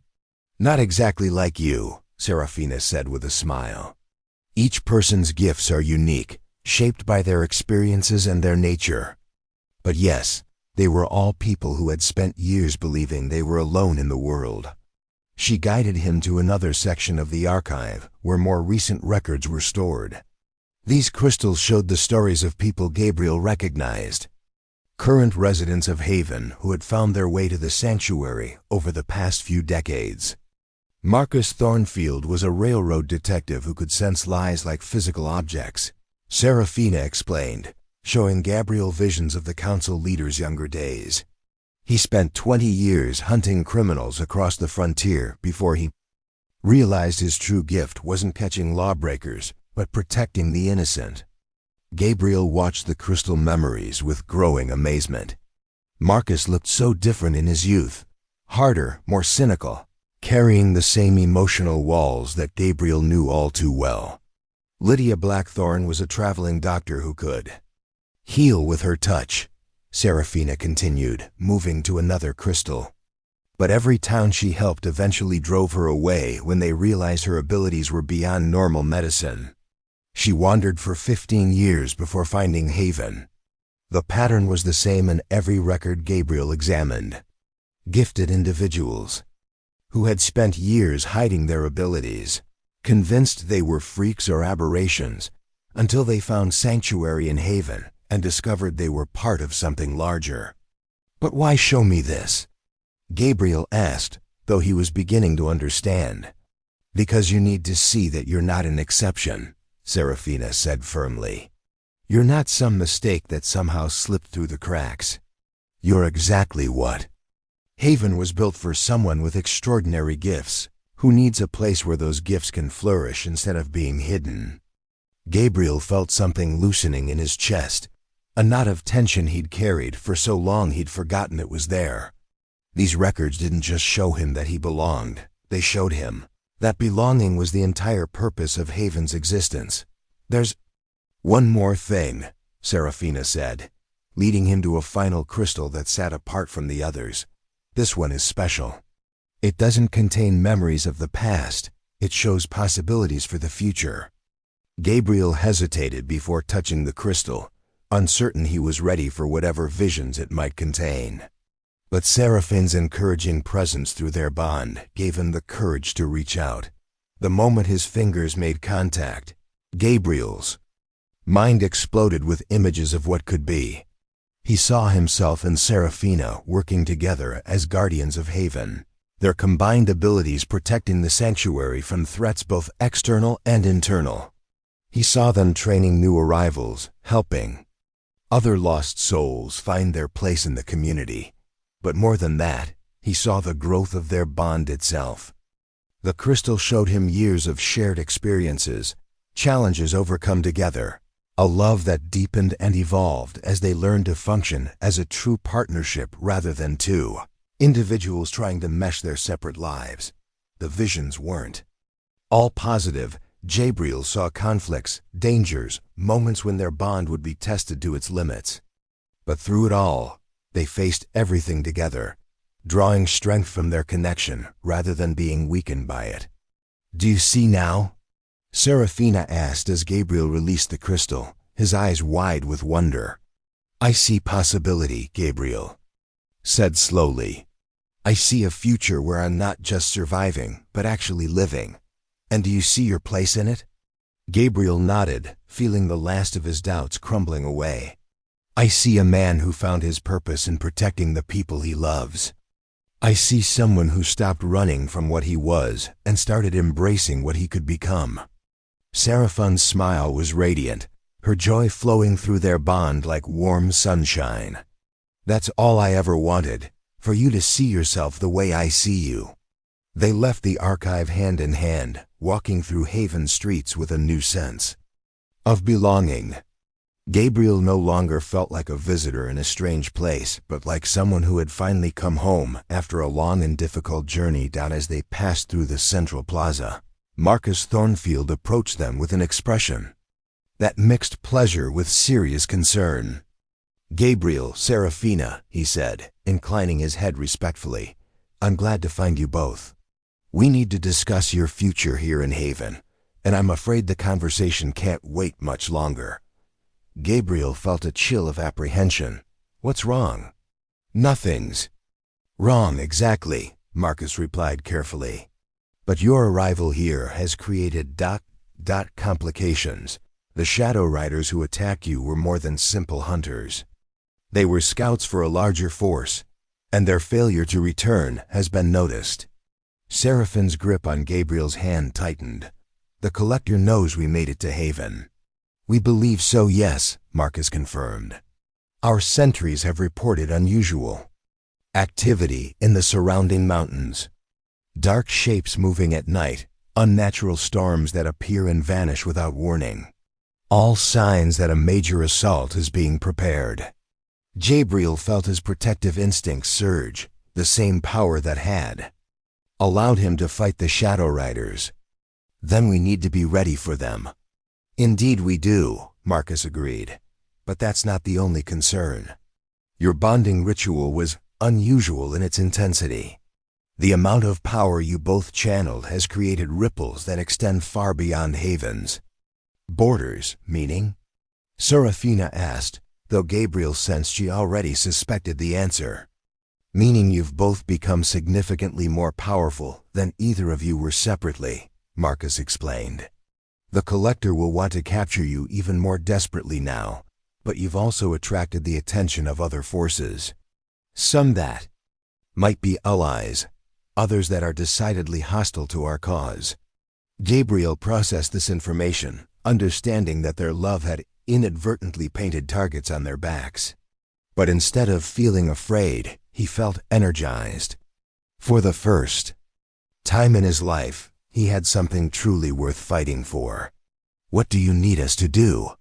he asked. Marcus smiled, and Gabriel saw approval in the older man's eyes. "For now, continue learning about your enhanced abilities. Lydia will work with you both to understand the full extent of your new powers. But soon, very soon, we may need you to stand as Haven's first line of defense." As Marcus walked away, Gabriel and Serafina stood together in the plaza, acutely aware that their peaceful honeymoon period was coming to an end. The outside world was closing in on their sanctuary, and they would soon be tested in ways they couldn't yet imagine. "Are you ready for this?" Serafina asked, though through their bond she already knew his answer. Gabriel squeezed her hand, feeling the strength of their connection flowing between them like electricity. "I've been running from fights my whole life," he said. "But this time, I'm not running. This time, I'm standing and fighting for something that matters." Serafina nodded, her own determination matching his. "Then let them come. We'll show them what happens when they threaten our home." Together, they walked toward the training grounds, ready to begin preparing for the battles that lay ahead. The Collector might be gathering his forces, but he would discover that Gabriel and Serafina were no longer the isolated, vulnerable individuals he had been hunting. They were something new, something unprecedented, a bonded pair whose love had forged them into guardians capable of protecting everything they held dear.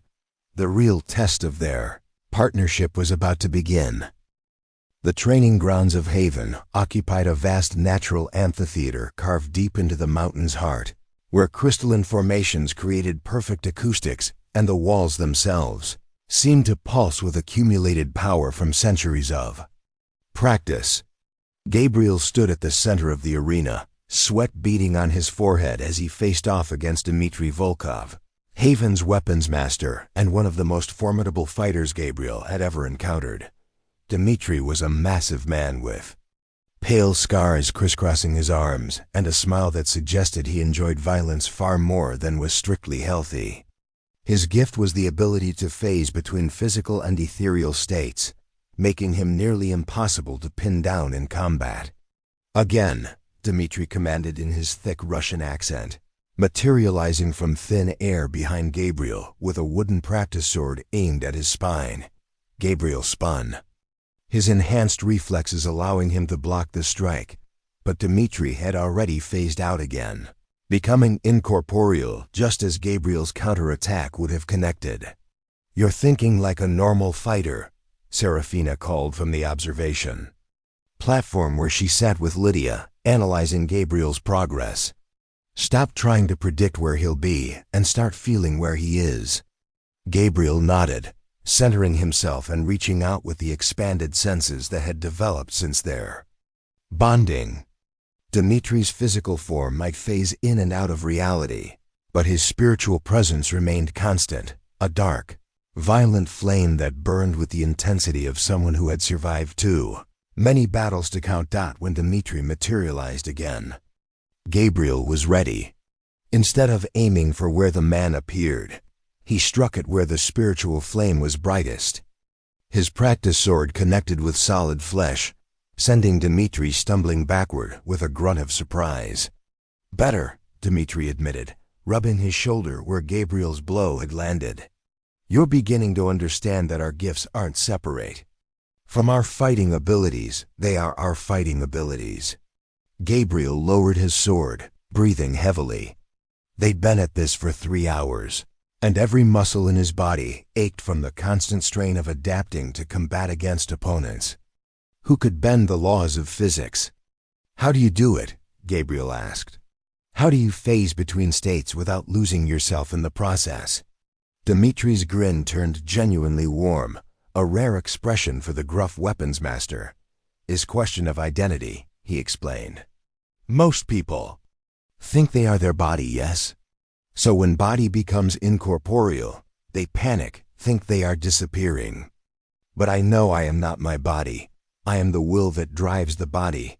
Will cannot be phased, cannot be made incorporeal. Will is eternal." The concept resonated with something deep in Gabriel's understanding. During his years as a bounty hunter, his greatest asset hadn't been his physical skills, but his unwavering determination to complete whatever task he'd undertaken. That same iron will was what had allowed him to channel power through his guns during the fight with the Shadow Riders. "Try it," Dmitry suggested, seeing comprehension dawning in Gabriel's eyes. "Not the phasing, that is my gift, not yours. But try to separate your sense of self from your physical form." Gabriel closed his eyes, reaching inward to that core of adamantine determination that had carried him through years of solitary survival. As he focused on that essential part of himself, he began to feel less anchored to his body and more connected to something vast and eternal. When he opened his eyes, the training ground looked different. He could see the spiritual flames that burned within every living thing, could perceive the flow of power that connected all the gifted in Haven.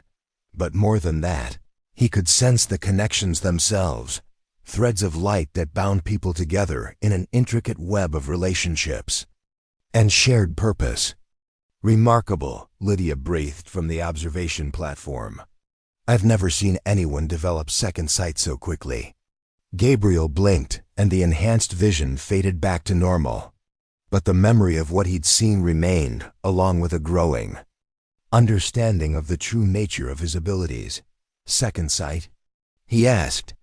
The ability to perceive the spiritual reality that underlies the physical world, Serafina explained, jumping down from the platform to join him. It's one of the rarest gifts, and usually takes years to develop fully. Gabriel felt a familiar stab of uncertainty. Why is everything happening so fast for me? I'm developing abilities in days that take others years to master. Because you're not starting from scratch, a new voice said from the arena's entrance. Gabriel turned to see Marcus Thornfield approaching, accompanied by a woman he didn't recognize, tall, elegant, with silver hair that seemed to move with a life of its own and eyes that held the depth of centuries.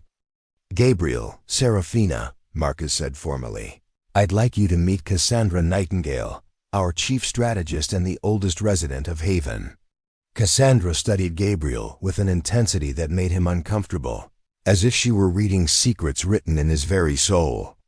When she spoke, her voice carried the weight of ancient authority.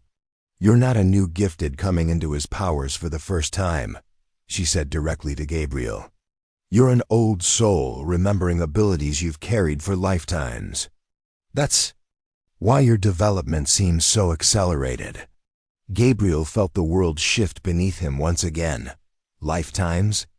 The gifted don't die the way ordinary humans do, Cassandra explained, moving closer with the fluid grace of someone who had long ago transcended normal physical limitations. Our souls are too complex, too intertwined with forces beyond the material plane. We reincarnate, carrying forward the essence of our abilities even when we don't consciously remember our past lives. Serafina moved to Gabriel's side, taking his hand as she processed this revelation. Are you saying Gabriel and I have met before? More than met, Cassandra replied with a knowing smile. The two of you have been finding each other across centuries, bound together by connections that transcend individual lifetimes. Your current bonding wasn't the creation of something new, it was the restoration of something ancient. Gabriel's mind reeled as fragments of half-remembered dreams suddenly took on new significance. The recurring visions of standing on battlefields he'd never visited, of fighting alongside a woman whose face he could never quite recall upon waking, of a love so deep it had survived death itself. The Shadow Riders, the Collector, they're not new threats either, Marcus added grimly. This conflict has been building for generations, with the same essential players returning in different forms. The Collector has been hunting gifted souls for centuries, seeking to accumulate enough power to break through into higher planes of existence. Dmitri spat on the ground, his expression darkening. Is why we train so hard, he said. Is not just one battle we prepare for, but eternal war between those who would protect and those who would consume.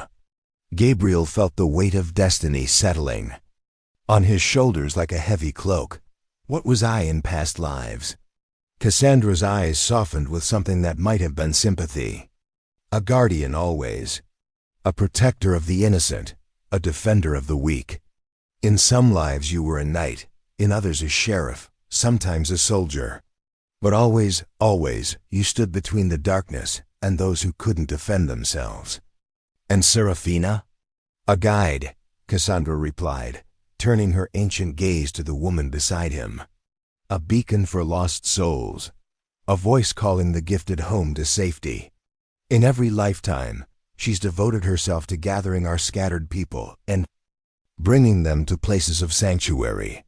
Serafina squeezed Gabriel's hand, her own emotions a tumult of excitement and trepidation flowing through their bond.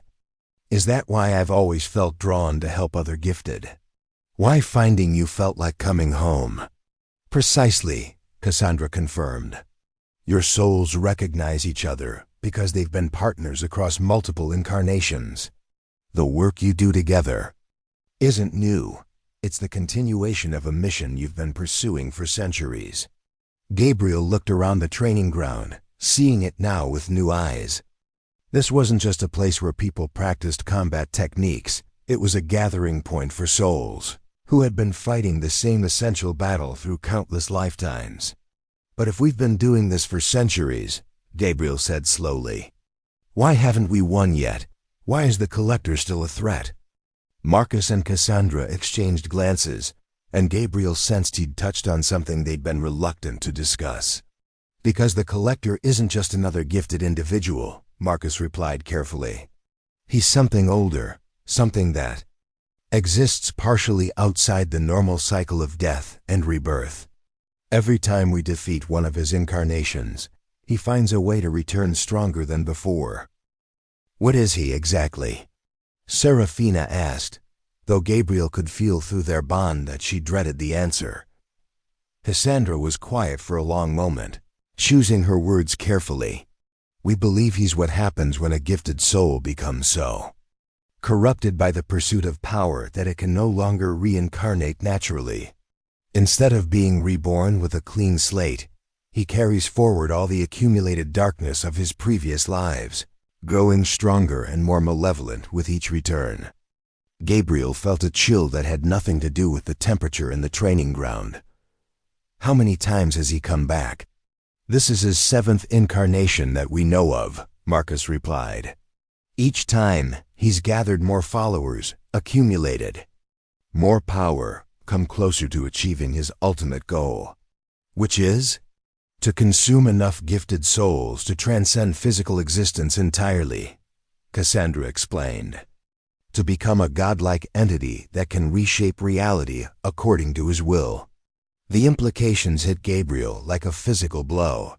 This wasn't just about protecting Haven or even the gifted community. It was about preventing a cosmic catastrophe that could affect everyone and everything. How close is he to succeeding? Gabriel asked, though he wasn't sure he wanted to know. Closer than ever before, Marcus admitted. The number of gifted people has grown significantly in recent decades, which means there are more potential victims for him to target. And his methods have become more sophisticated, more insidious. Dmitri stepped forward, his scarred face grim with determination. Is why your training is so important, he said to Gabriel. You and Serafina, bonded as you are, may be only hope for stopping him this time. Gabriel felt the weight of countless lifetimes pressing down on him, the accumulated responsibility of battles fought and lost across the centuries. But instead of being crushed by the burden, he found himself straightening with resolve. Then we'd better make sure we're ready, he said firmly. For the next 2 hours, Gabriel threw himself into training with renewed intensity. Dmitri pushed him harder than ever before, forcing him to integrate his enhanced abilities with practical combat skills. Meanwhile, Serafina worked with Lydia on developing the defensive applications of her connection-sensing abilities. As the session progressed, Gabriel began to understand how their past life experiences were influencing their current abilities. Muscle memory from countless battles guided his movements, while strategic insights from previous incarnations informed his tactical decisions. He wasn't just learning to fight, he was remembering how to be a warrior. But it was when he and Serafina began training together that their true potential became apparent. Their movements synchronized without conscious thought, each anticipating the other's actions with supernatural precision. When they combined their abilities, the results were devastating. Gabriel's protective power amplified by Seraphine's guidance, her tracking abilities enhanced by his unwavering focus. Extraordinary, Cassandra murmured from the sidelines. I've never seen two souls integrate so completely while maintaining their individual strengths. As the training session finally ended, Gabriel found himself both exhausted and exhilarated. For the first time since arriving in Haven, he felt truly prepared for whatever challenges lay ahead. There's one more thing you need to know, Marcus said as they prepared to leave the training ground. Our scouts report that the Collector's forces are massing for an assault within the next few days. This may be your final opportunity to prepare before the real battle begins." Gabriel nodded, feeling the familiar calm that always descended on him before dangerous situations. "We'll be ready." As they walked back through Haven's streets, Gabriel marveled at how different everything felt now that he understood his true nature. The city wasn't just a sanctuary. It was the latest in a long line of strongholds he'd helped defend across the centuries. The people around him weren't strangers. They were comrades in arms who had fought beside him in lives he couldn't quite remember, but somehow knew had shaped him into who he was today. "Do you ever wonder what would have happened if we'd never found each other?" Serafina asked as they reached their quarters. Gabriel considered the question, thinking about the lonely years he'd spent wandering the desert, convinced he was the only person in the world who saw things the way he did. "I think we always would have found each other eventually," he said finally. "Some connections are too strong to be broken by something as simple as death. We might have taken different paths, but we would have ended up together regardless." Serafina smiled, her love and contentment flowing through their bond like warm honey. "I like that thought. It makes everything feel inevitable in the best possible way." As they settled in for the night, Gabriel found himself looking forward to the coming battle with an emotion he'd never expected to feel about violence, anticipation. Not because he enjoyed fighting, but because he finally understood what he was fighting for. He was fighting for love that had endured across lifetimes, for a community that had sheltered lost souls for generations, for the preservation of hope. In a world that often seemed determined to extinguish it, tomorrow, the Collector's forces would come, and Gabriel would face his oldest enemy once again. But this time, he wouldn't be facing it alone, and he wouldn't be fighting just to survive. This time, he would be fighting to win. The attack came at dawn, just as the crystal formations began their daily awakening with soft pulses of amber light. Gabriel stood atop Haven's highest watchtower, his enhanced senses picking up the disturbance long before the alarm crystals began their urgent chiming. Through the mountain mist, he could see them approaching, an army of shadow riders led by something that hurt to look at directly. "The Collector himself," Serafina said, joining him at the water's edge. Through their bond, Gabriel felt her mixture of fear and grim determination. He's never appeared personally before. The entity that led the assault defied easy description. It moved like a man but cast no shadow, its form seeming to absorb light rather than reflect it. Where the Shadow Riders were creatures of twisted humanity, the Collector appeared to be absence itself, a void in the shape of ambition and hunger. "All these centuries, and this is the first time we've faced him directly," Gabriel murmured, checking his weapons one final time. His guns had been modified by Haven's artificers, each bullet now inscribed with protective symbols and charged with crystalline energy. "Because this time is different," Serafina replied. "Our bonding created something he can't ignore. We're not just another pair of gifted he can hunt separately. We're a unified force that threatens his very existence." The assault began with supernatural fury. Shadow Riders phased through Haven's outer defenses while spectral creatures poured down the mountainside like a dark avalanche. But Haven's defenders were ready. Gifted warriors took positions throughout the city, their combined abilities creating a web of protection that turned the mountain itself into a weapon. Gabriel and Serafina fought as one entity, their movements perfectly synchronized after countless lifetimes of partnership. Gabriel's protective instincts manifested as barriers of pure will that deflected the enemy's attacks, while Seraphine's connection sight allowed her to anticipate threats before they materialized. The battle raged through Haven's spiraling streets, each side gaining and losing ground in a deadly dance of supernatural warfare. Gabriel found himself face to face with Shadow Riders he'd fought in previous lives, their dark forms triggering memories of battles across centuries. But this time felt different. This time, he wasn't just holding the line but actively pushing back the darkness. "The collector is heading for the archive," Serafina called out, her voice carrying over the sounds of battle.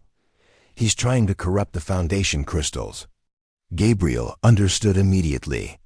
If the collector could taint the crystals that stored Haven's history and powered its defenses, the entire city would fall. Worse, he could use that accumulated knowledge to locate every gifted sanctuary across the world. They fought their way through the chaotic streets, Gabriel clearing a path with devastating efficiency, while Serafina guided them along routes where their enemies were weakest. Other defenders rallied to them as they moved, creating an unstoppable wedge that carved through the collector's forces.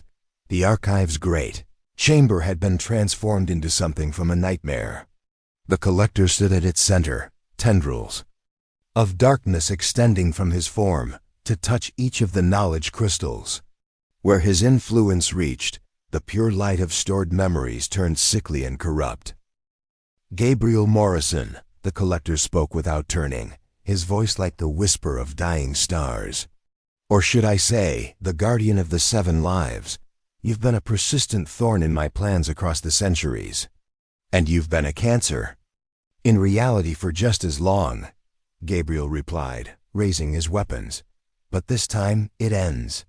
The collector finally turned, and Gabriel saw with horror that its face was a twisted amalgamation of every life it had consumed. Hundreds of eyes stared out from its visage, each one reflecting the terror of a soul trapped in eternal suffering. "This time I have what I need to finally transcend," the collector said, gesturing toward the corrupted crystals. "The knowledge of 7 lifetimes of sanctuary building, the location of every gifted refuge, the techniques for locating and capturing our kind. With this power, I will become eternal." Gabriel felt rage building in his chest, not just his own but the accumulated fury of all his past lives. Every battle fought, every innocent protected, every sacrifice made, all of it had been leading to this moment. "You want to be eternal?" Gabriel said, his guns beginning to glow with righteous fire. "Let me help you with that." The final battle erupted with the force of colliding galaxies. The collector unleashed centuries of accumulated power, reality itself bending around his fury. Gabriel and Serafina met his assault with everything they had, their bonded souls creating a beacon of hope that pierced through the darkness. But it was when other defenders began arriving that Gabriel truly understood what they were fighting for. Marcus appeared, his ability to detect lies allowing him to see through the collector's illusions. Dmitri phased in and out of existence, striking at the entity from impossible angles. Lydia channeled healing energy not just to mend wounds but to restore the corrupted crystals themselves. "You cannot stop me." The collector raged as his influence was slowly pushed back. "I am eternal. I am inevitable." "No," Serafina said, her voice carrying the authority of absolute truth. "You're just afraid. Afraid of what comes after death. Afraid of losing control. Afraid of facing the consequences of what you've become." Gabriel saw it then, beneath all the accumulated power and darkness. The collector was just a soul that had become so terrified of letting go that it had trapped itself in a cycle of ever-increasing corruption. "It doesn't have to be this way," Gabriel said, lowering his weapons. "You can still choose to let go, to face whatever comes next with courage instead of running from it." For a moment, something almost human flickered in the collector's amalgamated features. Gabriel glimpsed the person this entity had once been, someone gifted and afraid, who had made increasingly desperate choices to avoid facing his mortality. But the moment passed, consumed by centuries of accumulated darkness. "I choose power," the collector screamed, gathering his remaining strength for one final assault. Gabriel and Serafina moved together, their bonded souls creating something the collector had never encountered, not just resistance to his power, but genuine compassion for what he had become. Their combined will reached out, not to destroy, but to offer the peace he had been running from for centuries. The light that erupted from their union didn't tear the collector apart, it embraced him, offering the release he had feared for so long. For a brief moment, Gabriel saw the entity's true face, peaceful at last as centuries of suffering finally came to an end. When the light faded, the archive was restored, its crystals glowing with renewed purity. The Shadow Riders had vanished with their master's destruction, leaving only the defenders of Haven standing among the battlefield's aftermath. Is it over?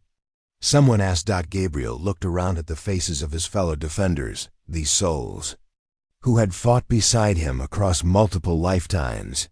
Through his bond with Seraphina, he felt the deep peace that came with a mission finally completed. This version of him is gone, Gabriel said.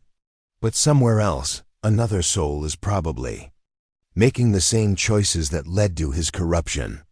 The work continues. Seraphina smiled, taking his hand as they walked out of the archive together. Then we'll be ready for whatever comes next. As they emerged into the dawn light streaming through Haven's crystal formations, Gabriel marveled at how far he'd come from that lonely campfire where he'd first met Elena, Seraphina. He was no longer Jake Morrison, the isolated bounty hunter running from connection and purpose. He was Gabriel, protector of the gifted, guardian of hope, and partner to a love that had endured across lifetimes. Whatever challenges the future brought, he would face them not as a man alone, but as part of something larger than himself. The desert wind that had once carried only loneliness now whispered promises of adventures yet to come, of other lost souls to guide home, of a love that would continue to grow and deepen across whatever lifetimes lay ahead. Gabriel Morrison had finally found his place in the world, and it was exactly where he belonged, standing guard over hope itself, hand in hand with the woman who had shown him what it meant to truly live. Up next, you've got 2 more standout stories right on your screen. If this one hits the mark, you won't want to pass these up. Just click and check them out. And don't forget to subscribe and turn on the notification bell so you don't miss any upload from us.